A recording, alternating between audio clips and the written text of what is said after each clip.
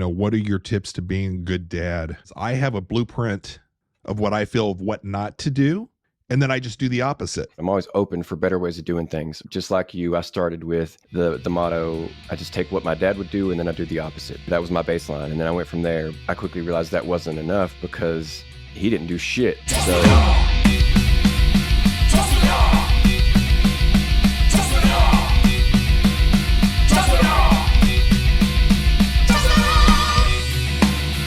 It is the Tossing Salad Podcast. I am Brian Simatros, your host, and we have a great episode today because this is going to be, for the first time, we are diving into an episode that is all about dads, fatherhood, with a little sprinkle of some military kind of in our mix there. And we have a guest, Cory Lewis from Your Two Dads. That's his show. And Cory is ex-military, relatively new father. I think it's safe to say from the photo that I saw earlier today. And Cory is going to help not only myself, but other new parents that are in a situation to where they're sending their kid off into the military. Maybe some tips, some tricks, some things to kind of keep in mind so that as parents who have no clue what we're getting into, we can kind of keep our sanity. Does that sound like something that you'd be able to help me out with, Cory? I will do the best I can from my own experience, and hopefully someone gets something out of it. This is going to be really helpful. From the other family members that I have met within this last year, that has been a whirlwind. We sent our oldest son off to West Point last year. The military life, just from the parents' side of things, if you haven't been involved with it, it's absolutely crazy. Trying to navigate, trying to make sure you do the right thing. You're always second guessing as a parent what's going on. And before we get into asking you specific questions about fatherhood and tying that into the military, I do want to ask you one thing about your show. Being a host and I assume a guest as well, are you pretty comfortable either way? Do you prefer being a host or a guest? Or is it kind of like, for me, I'm very, like, the anxiety for me is super high either way, but it's different. What's your take on that? I tend to agree. My day-to-day anxiety sits, at a pretty even level. When I say even, I mean it doesn't lower. So I always have a baseline that I deal with, and then I will be I will be right before I'm supposed to record, and like it's suddenly time to go to the bathroom, or like my palms will start sweating. For my show, at being the host, I can start the recording and then I can start running my mouth until I talk the anxiety away. But here, or any other time as a guest, I'm there kind of waiting for my cue to talk and letting the anxiety build and build until finally I have a release for it. So it is definitely there both ways, and then definitely a little bit different either time. Is there one to where, like, for me, I think being a guest on other shows, and I've only done it a few times, my anxiety is, I feel like I'm more put on the spot because I know in the back end, I can't hide things or fix things and edit. And I don't edit a lot.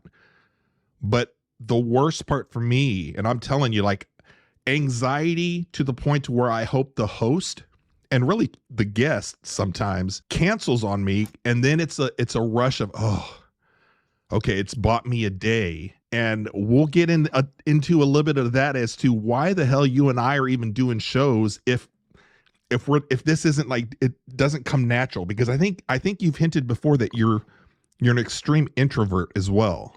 Yeah, I it's like you took the words out of my mouth with the whole hoping that the guest would cancel, because there's been multiple times where I've been sitting there waiting, whatever time the start was, and then like 1 minute passed, and I'm like, I immediately start to relax, and I'm like, okay, okay, maybe they're not coming.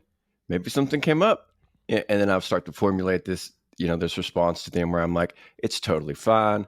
I don't care at all that you missed. We'll do it again whenever you want. Thinking, hoping that the next time will be easier. It's crazy that you said that too. As far as which I don't know, the control thing definitely does help, I think, because I can, worst case scenario, in the middle of the conversation, if something it strikes me wrong, I get you like, okay, this isn't going right. We need to stop. We need to, start all over. Right. And you don't really have that quite as much as a guest. So it is a double-edged sword in that I want that control, but as a guest, I don't need to worry about a lot of things. Like if your internet went down, or if your StreamYard started acting funny, or like, that's not on me. I don't have to worry about that. I've had issues where I forgot to plug the mic in, or something like that, just something simple.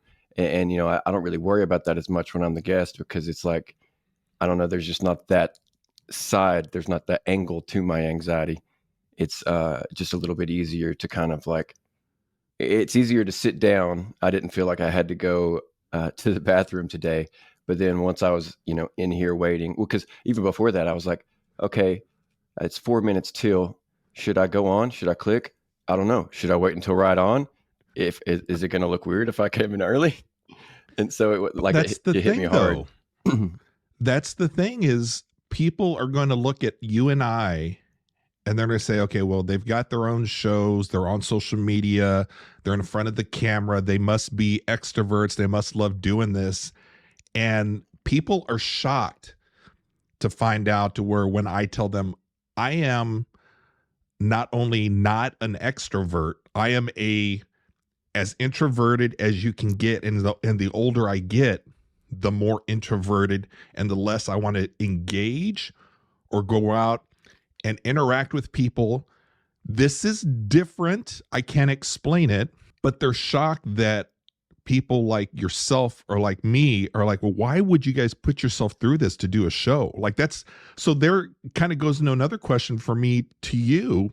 If you're not totally comfortable and and this anxiety hits you each time that you're either hosting or you're a guest, why are you doing the show? And are you doing this for some other reason other than a dad podcast or talking military type stuff? Well, I think if I have to simplify it as much as I can, I do this because I want to be a better dad. And I know that the easiest way, taking into account my introverted nature, I don't even like to go to the comic store. I'd rather just order my comics online.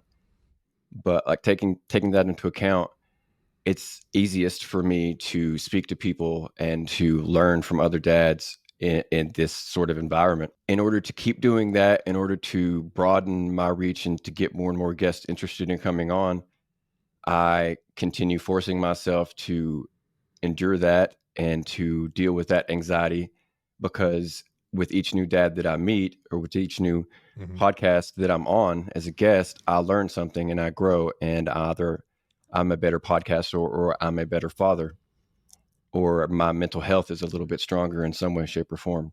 I think that it's just one of those things, kind of like ice baths. You do something that you don't want to do because you know that it has benefit for you. Do you think that the anxiety, is that prior to your military service, or did it get ratcheted up or kind of change with your experience within the military, and you are thus kind of addressing that? You're trying to not only make yourself a better father, but a better person overall. And I've heard you say that in a lot of the clips that you've posted, and I love your clips. You and I are relatively new to kind of finding each other and checking each other out. I really enjoy the clips that I see, because I see somebody that is recognizing. You've got one son, correct? Yeah. How old is he? He will be 3 in July. 3. Oh, great age. The fact that I've heard you several times say you're trying to become a better person, a better father, and you're recognizing that, and you're probably working on things similar to what I've been doing for many years, whether it's my garden persona and being out in the garden and working on things. It has nothing to do with growing a tomato. I'm working on things and being out there on social media and doing this podcast. I am working on internal things myself that I'm trying to overcome, whether it's anxiety, it's feeling like I'm being put on the spot. And I recognize that with you. And I appreciate the fact that you are not only addressing it and helping yourself, but I think you're helping other people. And is your network for your podcast, is that other military dads, or is it dads in general? Just so happens to be a lot of people you know are ex-military. Well, for the most part, I think it's dads. The veteran side of things came into play a little bit later on as I interviewed more and more military dads. And I take pride in my military service, but I also have a lot of shame because I just didn't do anything really. So, if when people say thank you for your service, I always just mumble something indiscernible and go about my business because I don't want know what to say. I do have a lot of interest in that side of my life and talking to veterans and giving them the same kind of outlet that I am trying to give to dads. It seems like, at least in my short experience, that the veterans I talk to actually seem to get more out of the show and sharing than the dads, because almost every veteran that I've talked to has gone on some deployment and has, some issues from that, for lack of a better way of putting it. And there's very little that can help, at least in the short term, better than just talking about things and just getting your message out there, telling whatever stories on your mind at that time, and you being accepted. Because I'm not the type of host that ever judges anybody or tries to change their way of thinking. I feel like, and this is kind of a tangent, but I feel like a lot of dad podcasts, and not to criticize them at all because I follow a lot of them, but they're out there trying to tell you how to be a dad and how to, live in some way better, at least. And I'm out there, my podcast is trying to learn from all the dads. I want dads to tell me how to be, tell me what worked for you, tell me how to be better at whatever it is that I'm not so good at. And, like I know my failures. I'm not a great cook. I spend too much time on my phone, tell me, how you overcame those sorts of things. Like, tell me how you got through diaper training and the techniques that you used that made you or made your son or daughter able to finally potty in the toilet. Because I want to learn those things as quickly as I can so that this whole process is easier for my son. Because like I said, is in terms of being a better dad, my dad, he did not know how to father. He loved me for whatever that was worth, but he did not know how to be a dad in any way, shape, or form. And he essentially, wasn't there, at least emotionally and psychologically. So I had to teach myself everything, top to bottom, when it came to being a dad. And there's a lot of gaps and there's a lot of weak links in my chain. And I want these guests to come on and teach me that. And if I can get a veteran in the midst of that, I'm certainly going to take them because, for one, we've all got great stories, or at least they seem great to me. And I don't know that mine are that great, but everyone that's come on has had a pretty cool story. And they, like I said, they seem to get as much or more out of talking and sharing as the dads do. Right. I think from what I've seen of your show, and again, I've seen a lot of the clips that you've posted, and I think what you're providing for a lot of the veterans and other dads too is just a space to come in, not be judged too much, and there's a little bit of this macho type thing to where dads are just, maybe we're supposed to know all the answers already and we're supposed to be kind of hard asses about certain things and talking about things, talking about being a dad, talking about being a father. It's sometimes, I think it's within society perhaps is maybe a weakness, that people perceive it as a weakness. That's not how I view it. I do know that that's kind of out there. And I think that it's doubly hard you tell me on veterans too, because you do have that macho thing with the veterans too, right? And again, I have never served. I'm a civilian parent of somebody that is starting their military journey. And that is what I'm trying to, because you've got one boot in the civilian life being a dad, and you have the other boot where you've been a veteran. You've seen different things, and then your own experience growing up with your dad. So I think that it's doubly hard on you that dads were supposed to be super tough, super macho, not talking about how to do things, in addition to the military stuff that you're supposed to be this tough guy. Am I off base? No, you're hitting the nail pretty well on the head there, from a lot of different angles. First and foremost, dads and veterans, like you said, we're not supposed to share. We're not supposed to talk. We're supposed to just be tough and just shoulder whatever responsibility comes along. Veterans, I think, are worse because oftentimes with my generation and later on, you have a lot with PSD or PTSD. So there's always that. I know multiple veterans that they acknowledge that it's a thing, but they're like, oh, I don't have it. It's clear to me, even, from not knowing them very well, that like, oh, you also have it too. Like you need to go talk to somebody. There's really that whole culture of just, I don't need to do it. If I do, I'm weak. And right. It's hard. I've always said that I pick the two types of people that least want to talk.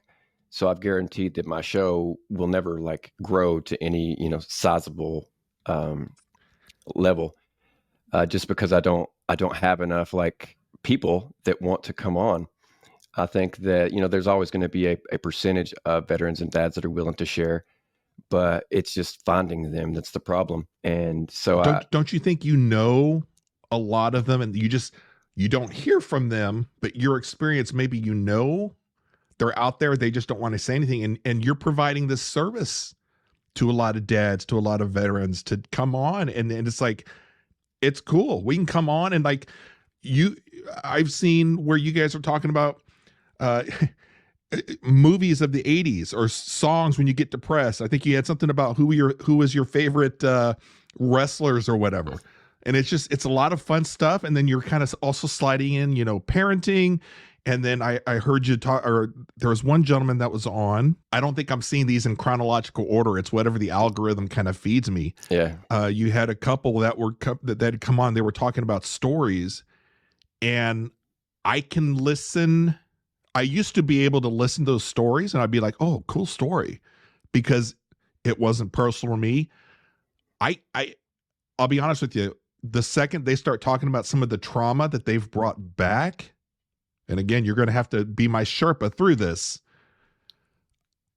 my anxiety ratchets it up as a parent, because I don't want to see my son go through that. But it's important for me to hear the stories, right?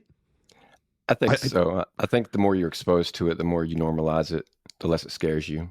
It just, it's a whole different world when you're a parent. Your son, he's going to be presumably in situations that scare him, but you're going to be scared virtually all the time because you're not there with him. You don't know what he's going through.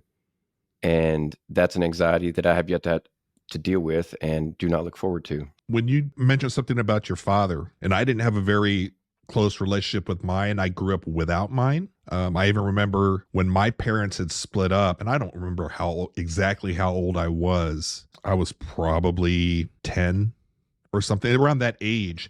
And I remember when they had kind of split up and my dad coming to me, and again, we don't have a really good relationship. And he was like, hey, do you want me to fight for your mom to stay? Which even to this day, I'm almost 50 years old, and I remember that succinctly. And I've never told this story before. I don't think to anybody. And I remember telling him right then and there, making the decision as a 10-year-old. I said, "Nah, I'm good." and that was the end of our relationship. I don't think I ever saw him again after that. And that was something that I don't necessarily regret it. I know some people are like, well, could you go back in time and change things? I'm like, no, things I think I'm better off, but I don't know. Maybe there's a lot of trauma that I have yet to deal with to where I'm like, maybe that's not that should be my answer. Was your dad military too, or no?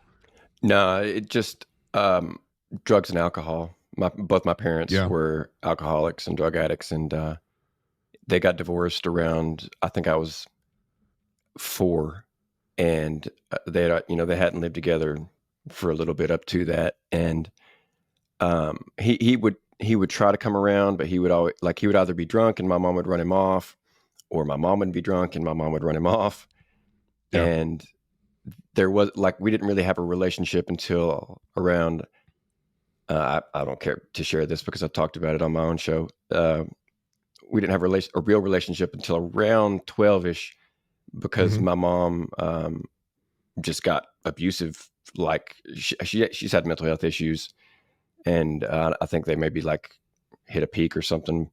I don't know, but she became very abusive, and I just straight ran away, and and I ran to my grandma's, and my mom called the cops, and when they came to get me out, I just straight told them all these secrets and stuff about things that she'd been illegal stuff that she'd been doing, and Sure. that I'm not certain of the statute of limitations, so I'm not going to share. Right. Right. But and they were like, "Oh, okay. Well, do you want to stay here?" And I was like, "Yeah, yeah, I do." And that was the last time I ever had to live with her.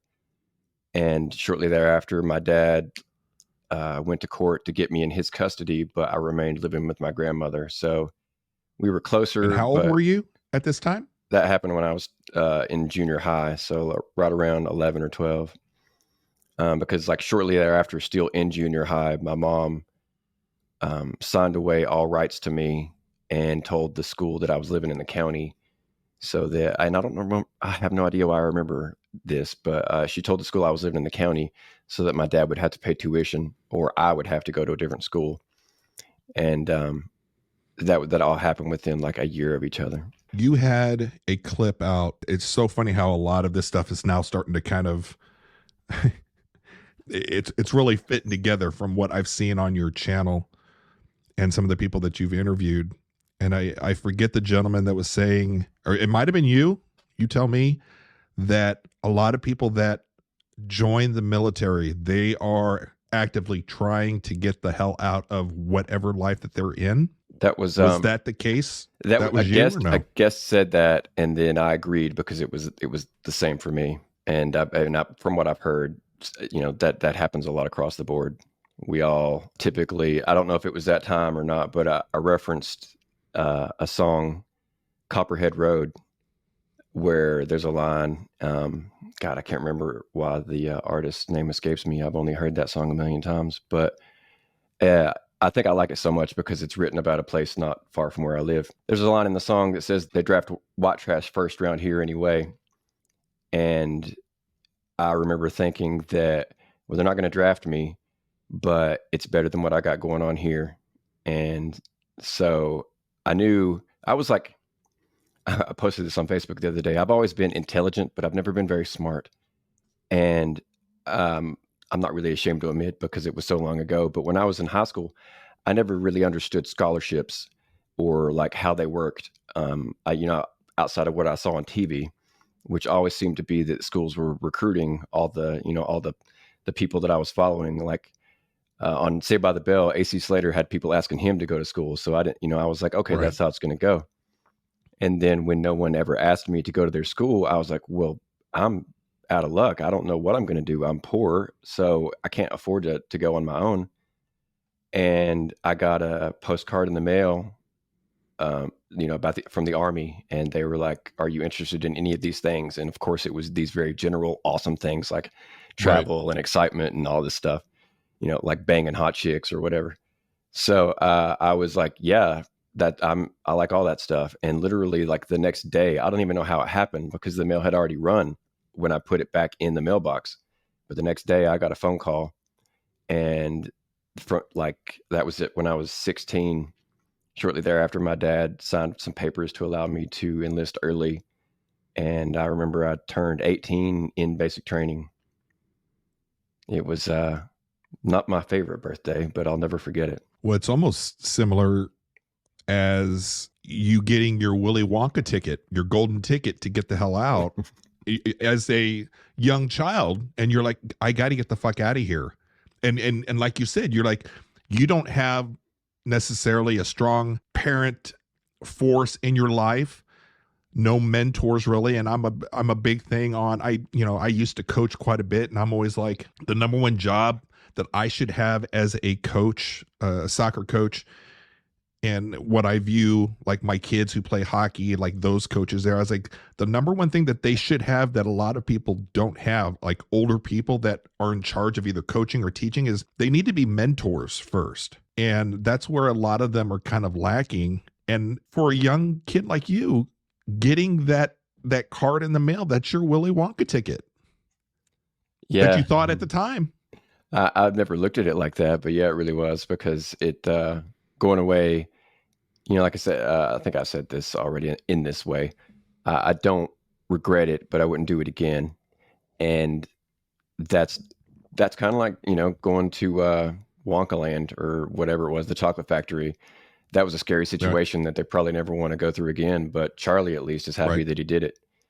So, yeah, that's a pretty good analogy or metaphor, however you want to put it. When I've been asked, and I've heard you ask other guests also, and phrased in different ways, what are your tips to being a good dad, or what would you recommend? I think you and I kind of mentioned that in different ways towards the beginning of our show. And whenever I'm approached with a question like that, I always kind of pause and I come back to the same answer every single time, is I have a blueprint of what I feel of what not to do. And then I just do the opposite. And I'm not saying that I went through anything close to what you went through. Like I left home as a senior in high school. I was with my mom, and we just didn't get along very well. We've always had kind of a very strenuous relationship. But she's a great mom. She went through a lot of stuff for me and my brother. But we're just on different planes. You know what I'm saying? And as a teenager, I wouldn't want to be a parent of me as a teenager. And we went through some issues, but nothing to what I think you're kind of explaining with what you kind of went through. But I always think that I've got the blueprint of what not to do. I don't have all the answers. And I'm always I feel like I'm filling things out every single day as a father. And my oldest is gone. My youngest, he's a senior now, so he's going to be gone in just a few months. And I feel like I can look back and I can be like, I think I did all right. I didn't mess up too bad. But I always tried to acknowledge and recognize, what can I do to be a better father? What am I messing up with? And you always have somebody that has all the answers, and it may work for them. And sometimes I'm like, yeah, that doesn't work for me. And that could be the case. I see it in you, and the fact that you've acknowledged you're doing a lot of this to be not only a better person, but a better father. For sure. Yeah. I look at it like from a bit of a Buddhist mindset, where I'm always trying to learn. I'm never really trying to question or deny what's being out there. I'm always looking for, or always open. I'm not always actively looking, but I'm always open for better ways of doing things. And just like you, I started with the motto, I just take what my dad would do, and then I do the opposite. And that was my baseline. And then I went from there. But I quickly realized that wasn't enough, because he didn't do shit. So it's hard to do the opposite when I don't have a lot of like examples of what not to do. Like the only thing he really, like, I keep going back to this, but it's really one of the only times he gave me advice. And he told me one time that I don't ever need to worry about my credit rating, that anytime I wanted to, I could apply to a new credit card, max it out, and then just ignore them. And then eventually they'd stop calling me. And that was like serious advice from him. And that was like about the only advice from him. So Right. I knew that I did have a lot of growing to do, and that doing the opposite of what he would do, that was going to require a lot of imagination a lot of the time, because he wasn't there to do anything. So I was going to have And you to. probably had to live the pain and make the mistakes more so than the average person, so that when you become a father, you kind of know, okay, one thing for sure is I don't want my kid to go through that. Yeah, like my number one, like you kind of mentioned advice, and you didn't ask for mine, but my point of advice, if anyone should ask, would always be just be there, just be present, because there's so many times where my like I have memories of my mom or my dad not being there when they needed to be or when they said they would be, and that leaves scars that never heal. Right. And there's, like, people say that sticks and stones will break my bones, but words will, like, I messed that up a little bit. Words hurt is what I'm trying to say, actually. Words hurt, but you can apologize, you can make up for words, and there's work that you can do to get around saying hateful or hurtful things. But simply not being there, simply never being there for wrestling matches or t-ball games or things of that nature, like, you can't come back from that, you can't get around that. And I've got lots and lots of memories of that, and I promise myself that my son will never have those types of memories, barring some sort of real explainable emergency that kept me from being there. Did you ever find, you mind just the background, your military background? Where did you serve? What did you do? Because I've got a question that kind of pertains to that. Well, I joined up in 2000, and I went to South Carolina for my basic training, and then I went to Arizona for my job training, which was broadly military intelligence. From there, I was deployed to Hawaii, Oahu, and which I always found funny, because whenever they asked me where I wanted to go prior to that, they were all significantly further away. But everybody loves going to Hawaii, I suppose. So that was nice. I spent 3 years there. I deployed. And what branch? I'm Army. Army. Okay. Go Army. And I went to Bosnia for about 6 months, and then my unit was going to deploy to Afghanistan in the following year, but my time to get out came up, and I was already in the midst of. These are details that may or may not be interesting, but I'm going to gloss over them just for the sake of time.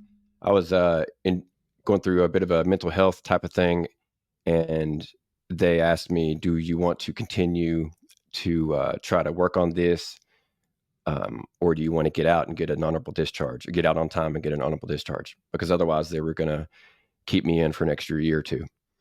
Mm-hmm. And I was like, I confirmed that the discharge was going to be honorable, and that I was going to be in for at least one more year otherwise.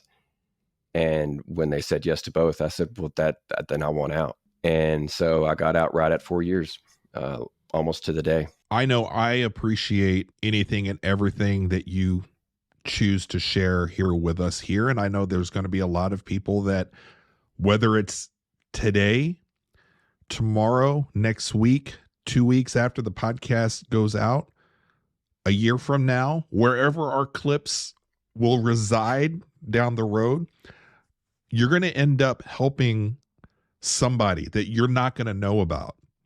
So don't discount what you do, what you say, what you share too much, because you're not going to hear from all the people that you're going to help. But you're going to help, at least there's going to be one person out there that's going to hear your story, and they're going to be like, God damn, I recognize this person. I recognize this story. And what I was going to ask you before, did you ever find anybody like a parental figure within the military, or no? Does that happen? I think it's possible, depending on the relationships that you build within your unit.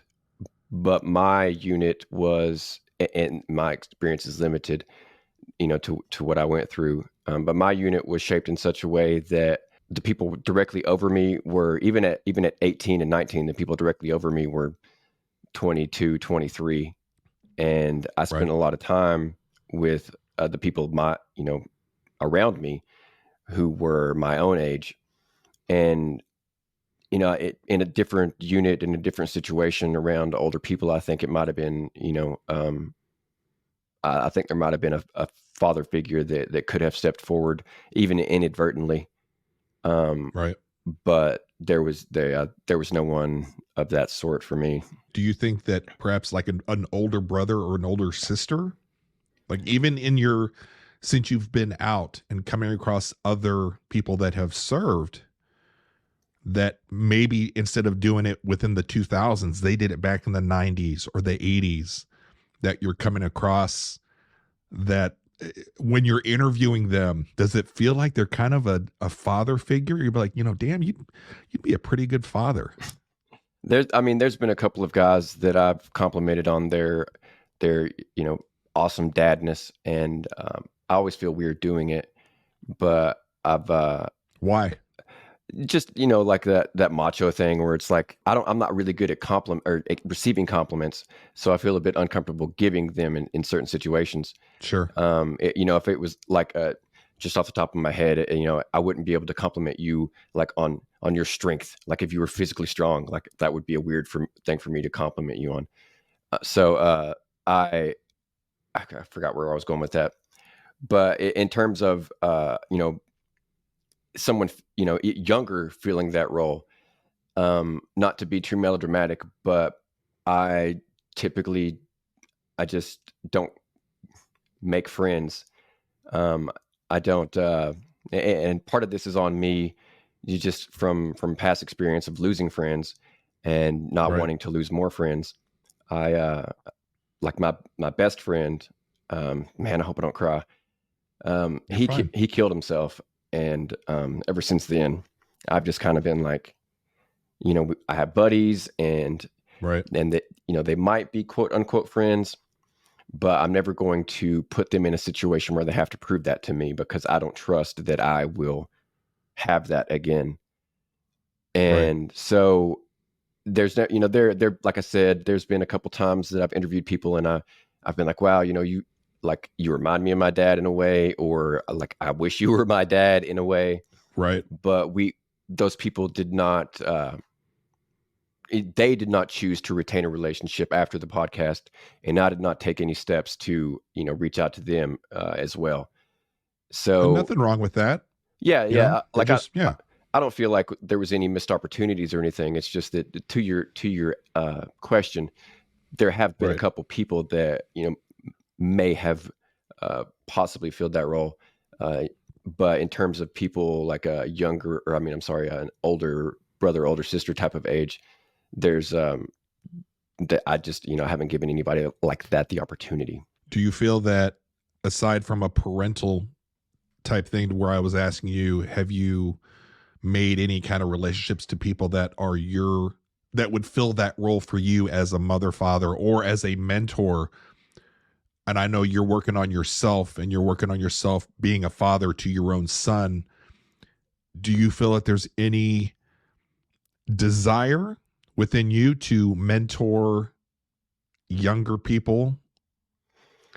I I don't know how old are you? I will be. Let me do the math.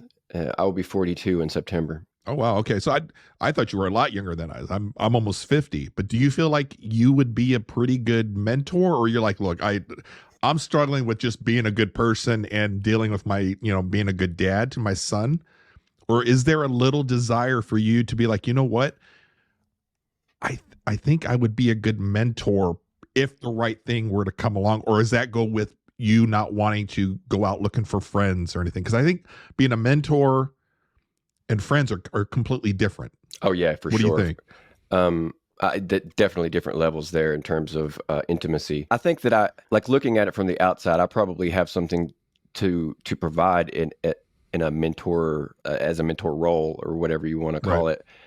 But in terms of finding someone, I, my limited social circle, they don't have anyone like there's no mom that I know that doesn't have a father, that has a son or daughter that needs that type of role filled.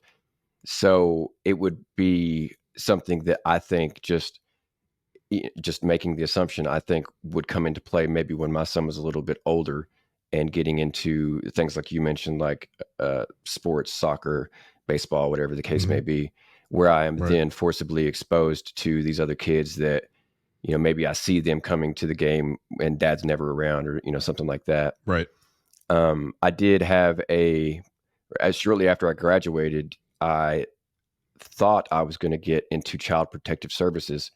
They recruited me and wanted me to come on for a second interview, and I did some soul searching and realized that I did not have it in me to endure that type of psychological trauma day after day. And on top of that, I was going to have to um, testify in court regularly Yeah. should it reach that level, and that was just not something I was going to be able to handle. So there is a part of me that wants to help the youth and in some form or fashion, just because I know that I could have benefited. I did have a grandpa. Um, he wasn't like my real grandpa. He had my grandma had already divorced him, but he did try his best, and he taught me various lessons in terms of like work hard and don't expect people to, like, when you help people, don't expect them to thank you or pay you back. Sure. And like rather adult life lessons that did stick with me. He was the one that taught me to drive. And so I had him, but had he had been extremely abusive when he had been my dad's stepdad. Hmm. And so he was on a very short leash from everybody. And I didn't realize this until later on in life, because, you don't tell a kid this, but they, like, various people never trusted him around me. And so he was only able to, you know, give so much, I guess, or, do so much for fear of one of them, getting afraid or getting mad and, having everybody team up and push him away. Right. And that's consequences of your actions. From what I've been told, he was an awful person. From what I've been told, which is, you don't hear these things until people start dying. My dad, he died last year. My grandma died a month before him, and I come to find out that apparently every man in my ancestry, going back to, so my me okay, my dad was not abusive, but his dad was abusive. His dad's dad was abusive, and his dad's dad was abusive, to the point where You're talking physically abusive. physically, emotionally abusive to at least one or more of their kids. And so I didn't know that until after my dad was dead, and I really had no respect for him as a father at all until then. And then I started realizing that, at least, okay, he didn't know how to be a dad, but he broke that cycle of abuse. At least he Mm. never physically or emotionally or any way abused me. So Okay. that is, that is really something that I wish I could have, like, thanked him for. But like I said, these are things that you learn, like, after people die, and you never Sure. really, like, you may never have known otherwise. And you have no control over. I mean, there's nothing you can do about it. It's Yeah. nice to, I guess, know about that at some point. Do you feel like you kind of have X-ray vision to spot a young version of you? So let's say your kid grows up a little bit older and is around, and you mentioned, you're going to games or something, and you're seeing a kid who's maybe dad isn't there, which it could be he's very busy. I don't, a lot of different scenarios. But do you think now at 40, you have a special X-ray vision that you could spot you, or no? I think that I think it's kind of complicated, because I probably would be able to spot me, but my self-esteem, my self-confidence has always been so low that I would immediately be like, quit being stupid. You're dumb. There's nothing wrong with that kid. And immediately, like, look away and put it to the back of my mind. So it would be, it's kind of rough because I might see it, but as far as acting on it, it would be, unless I was like you, in a like a coach position, something of that sort, where I was, interacting with that kid on an everyday basis. But if I Right. was like at the stands, looking down on the field, or just, before or after interactions, I think I would be able to spot it because I know what someone who's super depressed looks like, and someone who's super lonely. I know what that looks like, and on your Right. your posture and your face and what have you. Like I said, even with that being the case, taking a step to try and do something like that in this day and age, even, it's very complicated because first and foremost, I'm a grown man approaching, a young child that I'm not related to. So, there's that immediate boundary that Understandable. you got Yeah. to get around. That's a lot to think about, going forward. Not all of it happy. Hopefully, by the time that comes around, I will have, formed some sort of thicker skin or technique to deal with it. Each day, man, you and I, we're working on one thing at a time. So who knows whenever certain things are going to present themselves, and are we going to be ready as Brian and Cory? Are we ready to do when it presents itself? And if not, we're not ready to do it. I've got you for another 10 minutes or so. I'm hoping to maybe just ask you, from your background, that you can help me as a novice parent that wants what's best for their kid. I'm in a fortunate situation. I have a fantastic wife. Our boys have a great mother who tends to worry about anything and everything. Like, even when my oldest was here, she's watching on the phone. Oh my God, is he to school yet? And she's watching on the phone. Is he gone? Has he gotten to practice? It's raining outside. Something could happen. I can't imagine in, I think, 3-4 years where they have to go somewhere and get deployed. Help me, not only from a dad point of view, to where I'm not that on top of, I've got to know everything that he's doing. I worry in a different way than the wife does. But what can I do to help not only my anxiety but hers? You know what I'm saying? Especially you've been out there. Well, I think, obviously, just like every relationship, you're both going to have to be honest about your feelings and what exactly about his absence worries you and gives you that anxiety, so that you can understand and support each other whenever the other person's struck by that. I think also really you need to double down on communication. If he's anything like me, he's going to tell people and tell you don't need to call or write. However the communication is allowed these days. I don't know. Maybe it's mostly email. Maybe it's still phone calls and letters. But however that communication is allowed, he's going to be telling people that I don't need to talk to my family and I don't miss them. But what you need to be doing is writing or calling every single time you feel like, hey, I want to talk to him. And maybe you're not allowed to call that often, but I loved getting letters. And that was even at a time, toward the kind of sort of the birth of email, at least the birth of the popularity of email when I was Right. in. And so there was that to be had, but at the same time, having a physical letter to hold, to read, it really did mean a lot. There were many times that mail call would come around and no one had wrote me, and Ugh. they, at least in basic training, they weren't allowed to call. So I would be calling them every chance I got, and there was quite a few times that they weren't home or that they didn't answer. So try to work something out, maybe a time or something of that nature where that's when he's going to call, or that's when you're going to call, so that you always have that kind of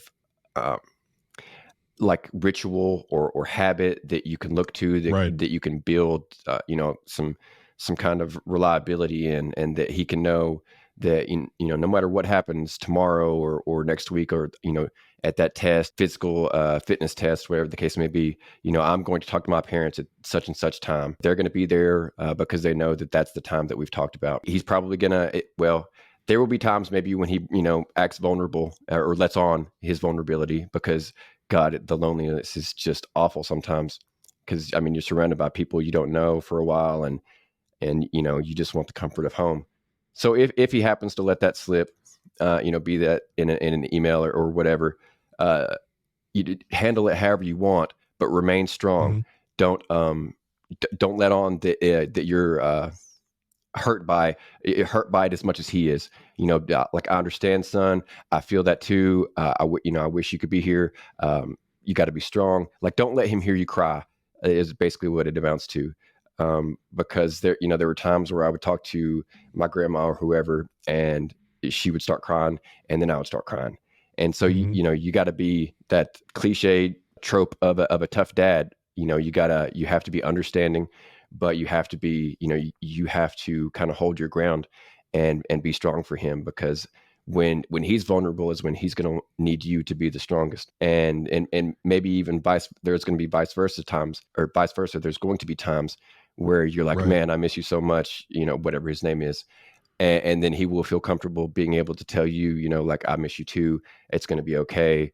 I'm safe, whatever the case may be. I guess all of that, long story short, really just amounts to communication. You need to, as every relationship is, it's all built around and revolves around communication. And you just need to stop, if there is anything, in your head along these lines, get it out in terms of being afraid to call him too much or write him too much, whatever the case may be. Because he wants that, even if he doesn't say it. You almost had me shit my pants, because I just picked up letter writing again, and actually did an episode shoot months ago about the lost art of letter writing. I haven't written a letter since I left California and moved to Missouri back in the 80s. And you had mentioned, email comes around and you do email stuff, and then now everybody's texting and DMs and all that stuff.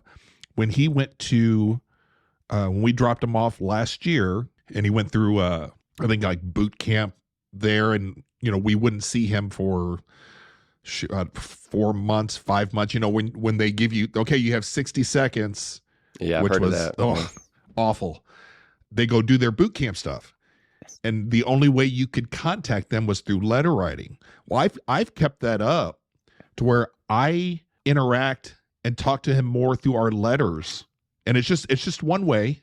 It's just one way. But sometimes I'm thinking, I'm like, oh my God, does he think this is like fucking corny? Like, why is he sending emails? And it's like stupid things around the house.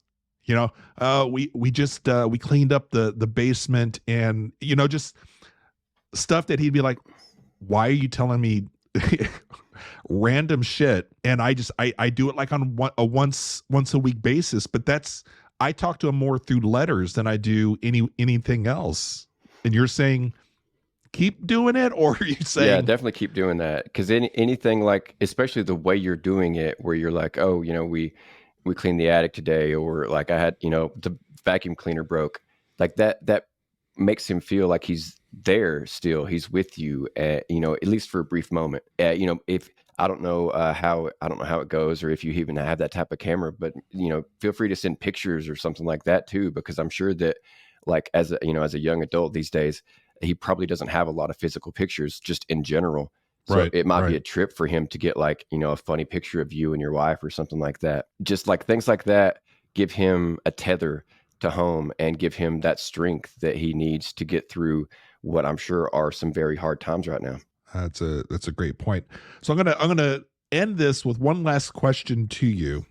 It kind of piggybacks off to what we've been talking about the last few minutes. If the wife or myself, we sense that something's off, if you were in his position, and you've probably been in that position, do we press? What's wrong?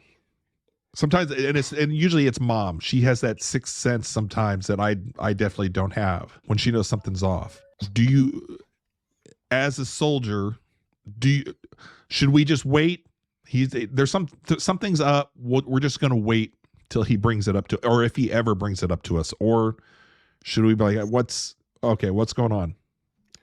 Once again, I can only speak from my own personality, but how I would handle that, I would say, with considering the certainty with at least your wife has that something is up, I would just, I would contact him in whatever way you've been doing, phone call or whatever, and just be like, hey, we know something's up. Like, we can tell, we're your parents. We know that you're acting different in this way or that way or whatever.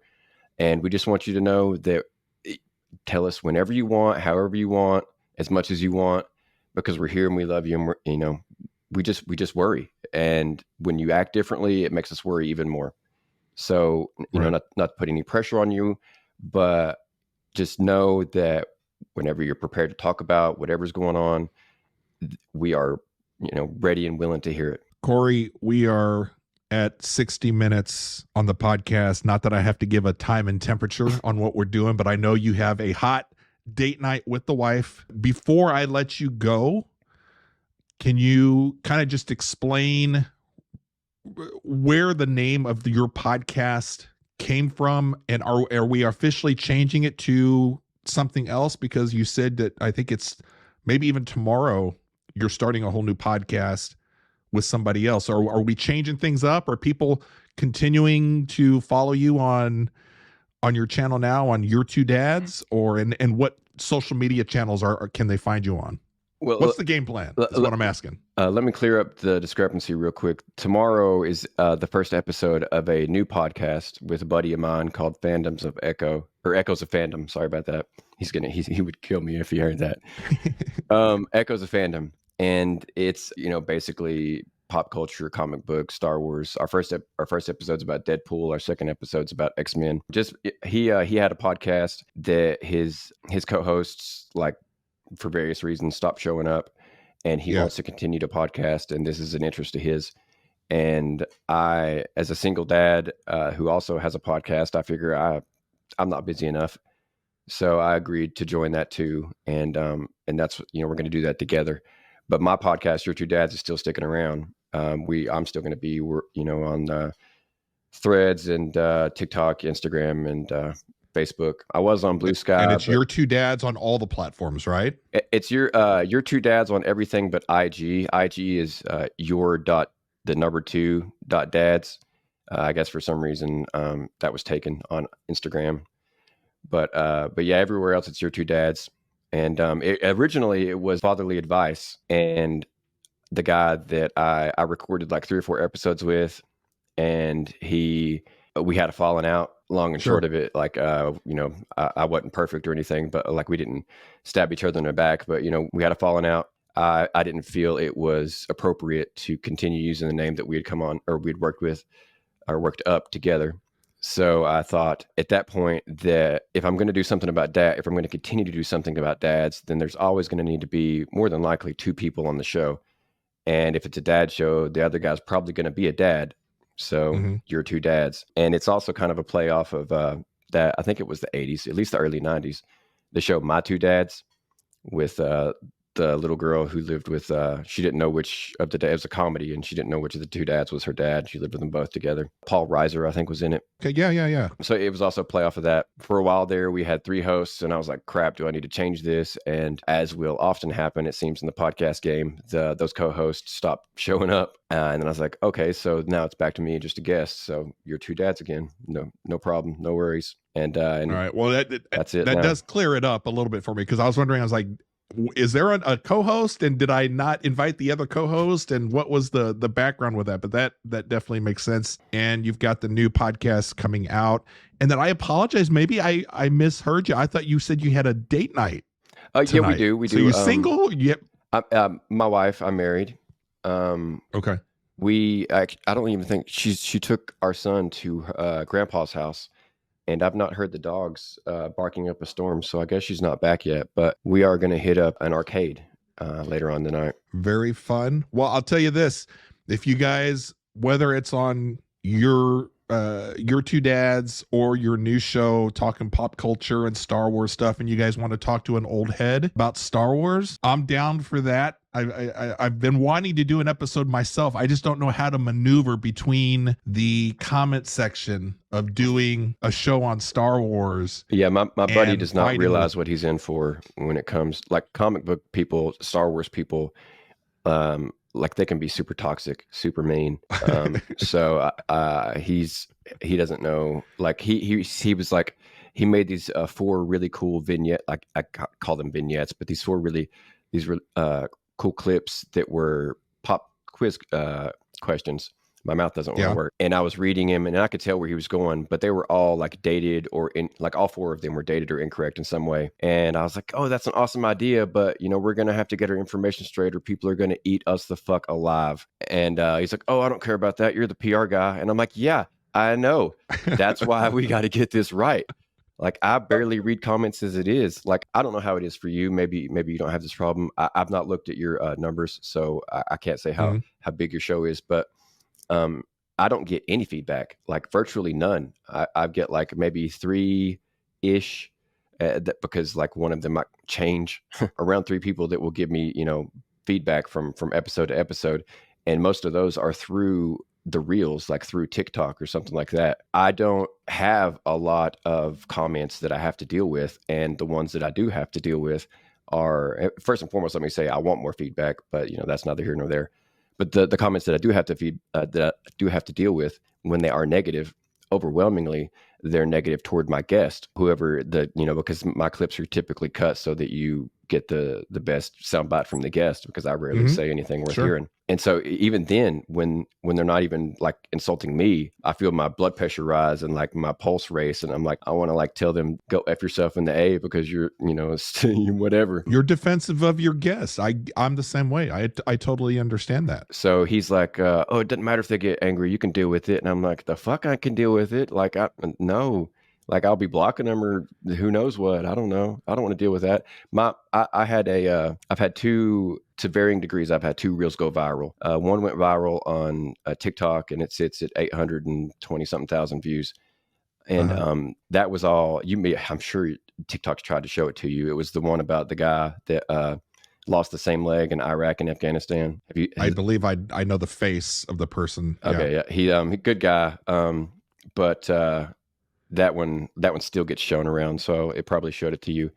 Anyway, that one went viral on TikTok, and then on Instagram, I had one go mini viral where I interviewed a Secret Service agent, and he had the gall to say that when he was on a protection service with Bill and Hillary, that it looked like they were actually in love. And the people came out of the woodwork to tear that apart. And both times, or at least in the beginning, I made my wife look at the comments, because I was like, these people are going to be mean. I don't want to read this stuff. I mean, once again, they were like almost invariably mean towards the other person. They were never like, you're an idiot for having this person on your show or anything like that. But still, I was like, I don't even want to see them because they're going to hurt my feelings. This is, you and I could talk about that as a whole new show. And I'm going to have you on again to where we can talk about that kind of stuff within the comment section, because guys like you and I that are doing this and we're working on things internally, the comment section is not good for us. And sometimes I wonder, should I even be doing this? Because it's rarely, if I've ever had a piece take off and get some legs, I don't know if I can think of a time to where it was positive in the comment section. Every one of my pieces that have done something, it's to the point to where I'm like, fuck, I've taken 5 steps back in my head. Yeah. And it's not good. It's a problem. Okay. So I lied. I want to end on something kind of fun and real quick. You mentioned Star Wars. Give me, of the theatrical releases, and this is, I promise this is the end, and you're going to go on, have a great date night tonight. Give me your top 3 theatrical releases within Star Wars. We will not talk about or debate. I'm just going to let you do it. We're going to end the show on that. And then maybe down the road, we can revisit what you say. But give me your top 3 theatrical releases. Okay, so number 3 would be Episode 3. I'm just going to run through them. Number 2 is... So you're saying Revenge of the Sith, Episode 3, right? We'll go with their names to avoid the mathematical confusion. So number 3, we've got Revenge of the Sith.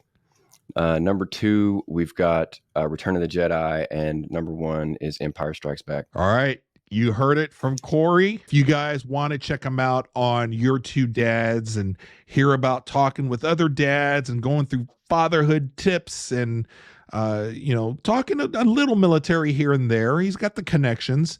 And then with the new pop culture show, I'm going to give you one more chance to redeem yourself. What's the name of that show? Echoes of Fandom. Echoes of Fandom. Cory, I appreciate your time on a random Friday. This was kind of a last minute get together interview. A couple times just listening to you talk about your story and knowing how much some of this stuff really means to you, you had me on the verge of I was like, oh shit, I may lose it. There's something you're allowing people to come on and talk with you and share stories. That's an important thing. And don't discount what you do. I appreciate it. A lot of other people are. It may not be this week. It may be down the road. Our stuff, when it's on the internet, it could have legs. That could be good or bad, but it could be helping somebody down the road. And Cory, I appreciate it so much. And that is the end of the show. Hey, so what'd you think about the latest episode of the Tossing Salad podcast? A great way to extend and expand on the conversation you heard here is to hit up that comment section. It also helps me determine what you guys like to hear on the show. You can find the Tossing Salad podcast across all podcast platforms and the clips on most social media like Instagram, TikTok, Threads, and of course, YouTube.